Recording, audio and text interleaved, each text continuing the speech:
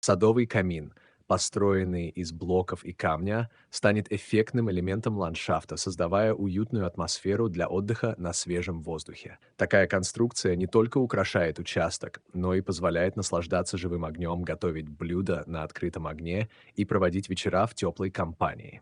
Для строительства используется прочный основанный материал, такой как бетонные блоки, которые обеспечивают надежность и долговечность конструкции.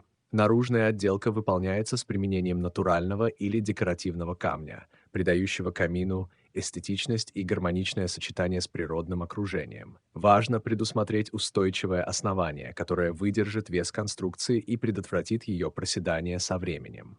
При облицовке внешних стен важно подобрать камень, который не только украсит конструкцию, но и защитит ее от внешних воздействий. Готовый камин становится не только функциональным элементом, но и центром притяжения в саду, создавая идеальное пространство для отдыха и общения.